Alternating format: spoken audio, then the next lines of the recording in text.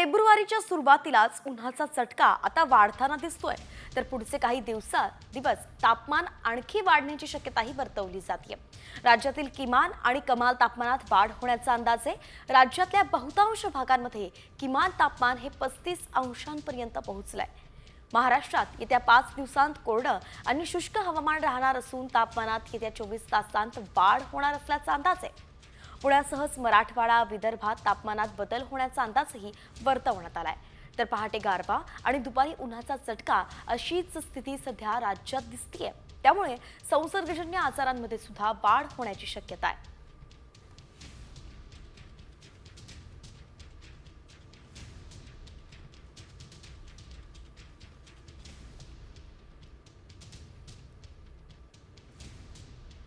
आणि या महत्त्वाच्या बातमीनंतर आता आपण शेतीच्या बातम्यांचा वेगवान आढावा घेऊया ॲग्रोवन टॉप 10 च्या माध्यमातून। वाशिमच्या डभा यात्रेमध्ये शेतकऱ्यांसाठी जिल्हा परिषदेच्या कृषी विभागाकडून भव्य कृषी प्रदर्शनाचं आयोजन करण्यात आलं। यात आधुनिक कृषी तंत्रज्ञान, सुधारित बियाणं, आधुनिक सिंचन पद्धती आणि कृषी अवजारांचीही माहिती देण्यात आली।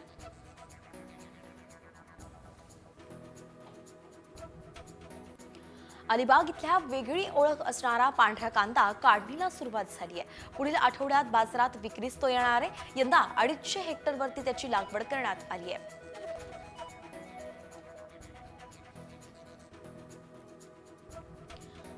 कडक उन्हामुळे कांदा पिकावरती करपा रोगाचा प्रादुर्भाव वाढत चाललाय। त्यामुळे कांदा उत्पादक शेतकरी पुन्हा अडचणीत सापडलाय।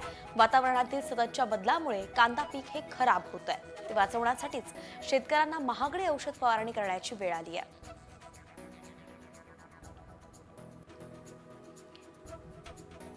वाशी मार्केटमध्ये कोकणातून हापूसच्या 100 पेट्या दाखल झाल्यात। गेल्या 3 दिवसांमध्ये 325 पेट्या आल्या आहेत। यातील 95% देवगडमधील तर 5% रत्नागिरी जिल्ह्यातील आहे। सध्या आंबा पेटीला 7 ते 12 हजार रुपये असा दर आहे।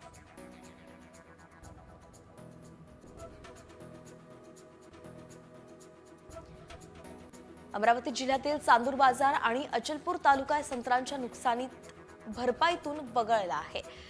सततच्या पावसामुळे संत्र्याचं मोठ्या प्रमाणावरती नुकसान झालं होतं। सरकारनं 14 तालुक्यांपैकी 10 तालुक्यांतील शेतकऱ्यांकरिता तब्बल 134 कोटींची भरघोस मदत जाहीर केली। दरम्यान 2 तालुके नुकसानीतून वगळल्यानं शेतकरी नाराज आहेत। जालना शहरात थंडीची घट होताच पुन्हा एकदा मोसंबीच्या दरात तेजी आली आहे। कृषी उत्पन्न बाजार समितीमध्ये मोसंबीला 12,000 ते 15,000 रुपये क्विंटल दर मिळतोय। मोसंबीची भाव वाढ होत असल्यामुळे शेतकऱ्यांनी समाधानही व्यक्त केलंय।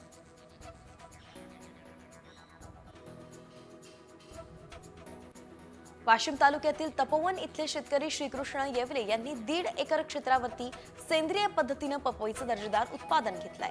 आतापर्यंत 3.5 लाख रुपयांचं उत्पन्न घेतलं असून आणखी 2.5 लाख रुपयांचं उत्पन्न घेण्याची शक्यता वर्तवली जाते।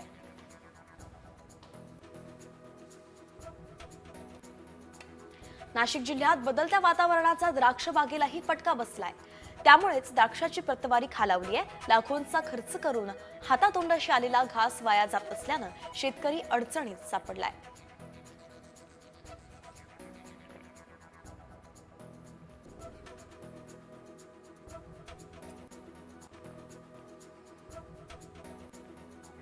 सिंधुदुर्गमध्ये काजू पिकावरती मर रोगाचा प्रादुर्भाव झालाय। फळधारणा होण्याच्या आधीच या पिकाचा मोहर कुजलाय, म्हणून शेतकऱ्यांची चिंताही वाढली आहे। तसंच हवामान बदलाचा परिणाम काजू पिकावर झाल्याचंही बघायला मिळत आहे।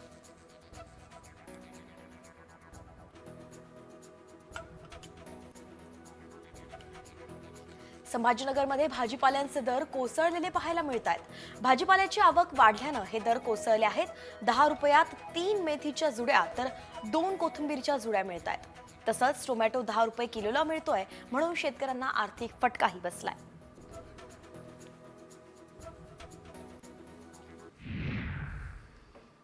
पुण्यावरून अमरावतीला जाणाऱ्या एक्सप्रेसमध्ये काही प्रवासी विद्यार्थ्यांनी बोगस टीसीचा प्रताप उघडकीस आणलाय। दिनेश महाडिक असं तोतया टीसीचं नाव आहे। टीसी तोतया असल्याचं उघड झाल्यानंतर रेल्वे पोलिसांनी टीसीला ताब्यात घेतलंय।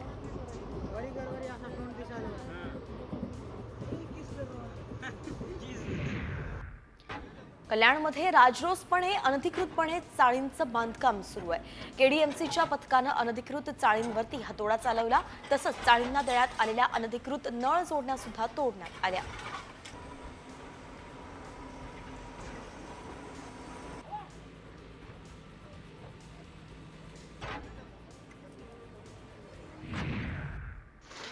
रायगडमधील माणगाव म्हसळा रस्त्यालगतच उभारलेल्या अनधिकृत टपऱ्या आणि दुकान गाळे नगरपंचायतीनं जमीनदोस्त केले. जेसीबी आणि नगरपंचायतीच्या कर्मचाऱ्यांच्या मदतीनं कारवाई करण्यात आली. माणगाव शहरात सातत्यानं होत असलेल्या वाहतूक कोंडीवरती मार्ग काढण्यासाठी कारवाई केली गेली.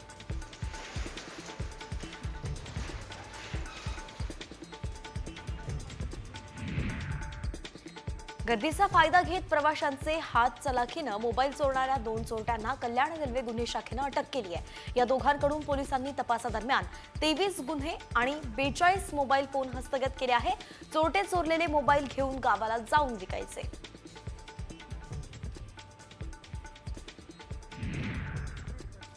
संभाजीनगरच्या सिल्लोड बस स्थानकावरती एका माथेफिरूनं आपल्या पत्नीला शिवीगाळ करत जबर मारहाण केल्याची घटना घडली आहे. पत्नी दुसऱ्यासोबत बोलत असल्याच्या रागातून पतीनं हे संतापजनक कृत्य केलंय. पत्नीच्या तक्रारीनंतर पती शेख सलमान शेख मोहम्मद शरीफ विरोधात गुन्हा दाखल करण्यात आलाय.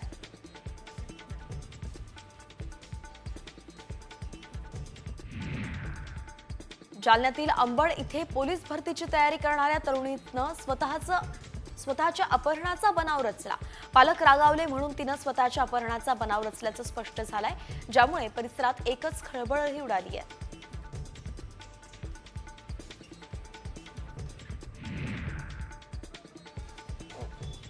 पुणे पोलिसांनी सिंघम स्टाईल कारवाई करत आरोपींची चांगलीच जिरवली आहे. पुण्यात जिथे आरोपींनी गाड्या फोडल्या, अगदी त्याच परिसरातून त्यांची बरात काढण्यात आली आहे. बिबडेवाडीत काल या आरोपींनी 50 पेक्षा जास्त गाड्यांची तोडफोड केली होती. त्यामुळे पोलिसांनी अगदी 6 तासांत त्यांना जेरबंद करत आरोपींच्या मुसक्या आवळल्या आणि त्याच परिसरातून त्यांची धिंड काढली. अमरावतीत महापालिकेतील माजी नगरसेविकाच्या घरात चोरी झाली. या चोरट्यांनी तब्बल 227 ग्राम सोन्याच्या दागिन्यासह 1 लाख रुपयांची रोकड लंपास केली आहे. कुटुंबशाही स्नान करण्यासाठी कुंभमेळ्याला गेलं असताना घरात चोरी झाली आहे. बडोदा JNPT महामार्गाच्या भूसंपादनात बदलापूरच्या आदिवासींची आर्थिक फसवणूक झाली आहे. 10 आदिवासींच्या बँक खात्यात भूसंपादनाचे 74,50,000 रुपये या आरोपींनी परस्पर स्वतःच्या आणि निकटवर्तीयांच्या खात्यात पळवल्याचा आरोप आहे. या प्रकरणी बदलापूर ग्रामीण पोलिसांनी 4 आरोपींना अटक केली आहे.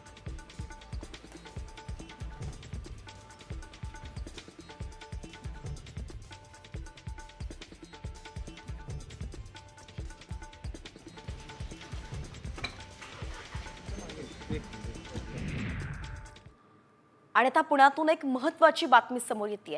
राज्याची चिंता वाढवणाऱ्या GBS आजारासंदर्भात ही बातमी आहे. GBS आजार हा दूषित पाण्यामुळेच होत असल्याचं राष्ट्रीय विषाणू संस्थेच्या तपासणीत उघड झालंय. महापालिकेच्या आरोग्य विभागानं केलेल्या तपासणीत पुण्याच्या नांदेड गावामध्ये GBSची लागण झालेल्या 26 रुग्णांच्या घरातील पाण्यामध्ये क्लोरीनचं प्रमाण हे 0 आढळलंय. त्यामुळेच आता दूषित पाण्याचा पुरवठा रोखण्याचं मोठं आव्हान महापालिकेसमोर उभं ठाकलंय.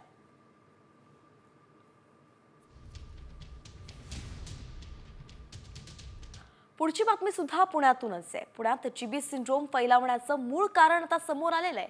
दूषित पाण्यामुळेच GB सिंड्रोमची लागण होतीये. शुद्ध पाणी पुरवण्याची जाहिरात करणाऱ्या आरो प्रकल्पांच्या पाण्यातच GB सिंड्रोमला कारणीभूत ठरणारं ई कोयलाय जीवाणू सध्या आढळले आहेत. त्यामुळे पुण्यातल्या सिंहगड रोड परिसरातल्या आणखी 8 आरो प्रकल्पांना पुणे मनपानं टाळं ठोकलंय. काही व्यावसायिक मात्र राजकीय दबाव आणून टाळं काढण्याचा खटाटोप करताना दिसतायत.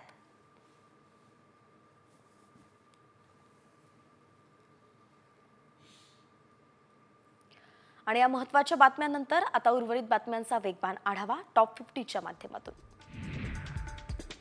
10वी आणि 12वीच्या परीक्षेत मुस्लिम विद्यार्थिनींना बुरखा घालण्यास परवानगी देण्यात आली आहे. परीक्षेत कॉपी होणार नाही असं मला सांगण्यात आलंय. त्यामुळे माझी मागणी फेटाळली नाही असं मंत्री नितेश राणे म्हणाले.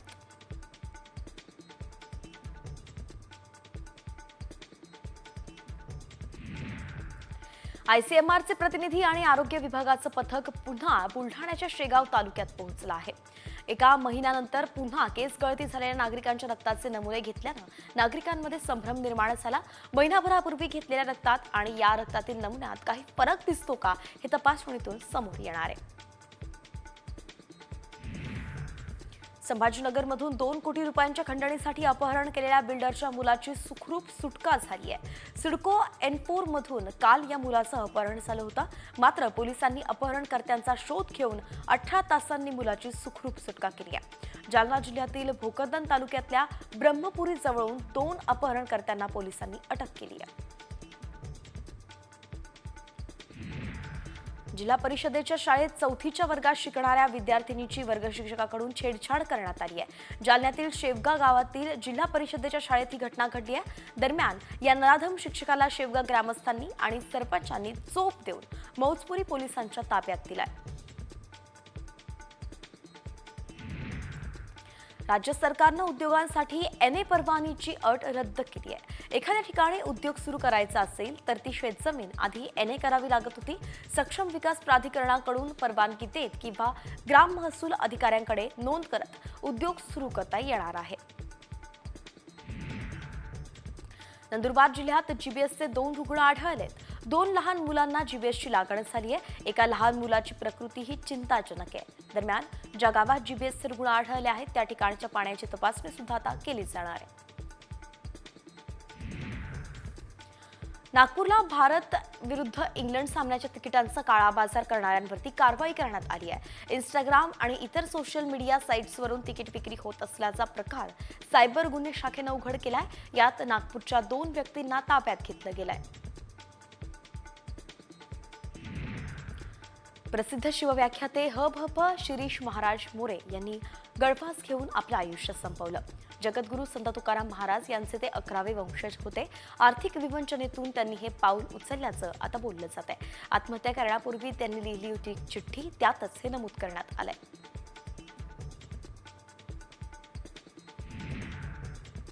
आंध्र प्रदेशच्या तिरुपती मंदिर समितीनं हिंदू नसलेल्या 18 कर्मचाऱ्यांना हटवलंय.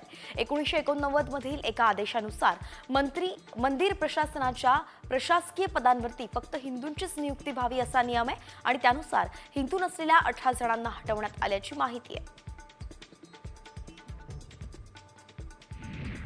साई भक्तांना दर्शन रांगेतच मोफत प्रसाद भोजनाचं कुपन देण्यात येणार असल्याचा निर्णय आता घेण्यात आलाय. शिर्डीतील दुहेरी हत्याकांडानंतर साई संस्थाननं दुसरा हा मोठा निर्णय घेतलाय. दर्शन रांगेसह संस्थानच्या भक्त निवासात मोफत भोजन कुपन दिलं जाणार आहे. त्यामुळे आता साई संस्थानच्या प्रसादालयात थेट प्रवेश करता येणार नाही.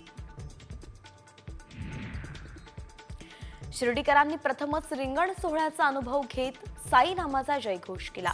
13 फेब्रुवारीला शिर्डीत महापरिक्रमा सोहळा होणार असून हजारो साई भक्त सोहळ्यासाठी उपस्थित राहणार आहेत. तसंच शिर्डीतील खंडोबा मंदिरासमोर पार पडलेल्या उभ्या रिंगण सोहळ्यात ज्ञानेश्वर माऊलींचा रथ, अश्व, वारकरी आणि साई भक्त सहभागी झाले होते.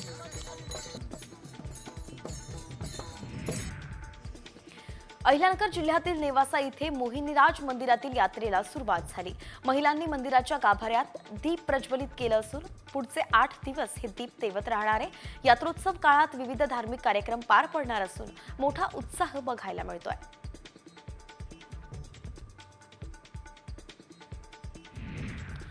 भारत विरुद्ध इंग्लंड 3 सामन्यांची वनडे मालिका आजपासून सुरू होतीये.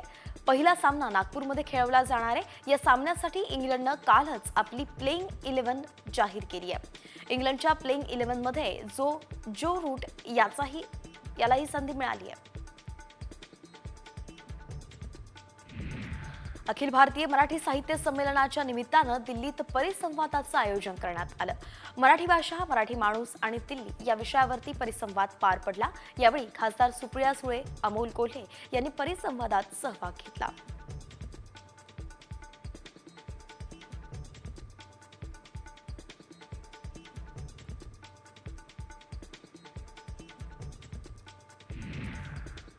आणि आता मुंबईकरांसाठी एक महत्त्वाची अशी बातमी आहे. कळवा, मुंब्रा आणि दिव्यामध्ये उद्या पाणी पुरवठा बंद राहणार आहे. MIDCच्या जलवाहिनी दुरुस्तीसाठी हा बंद घेतला जातोय.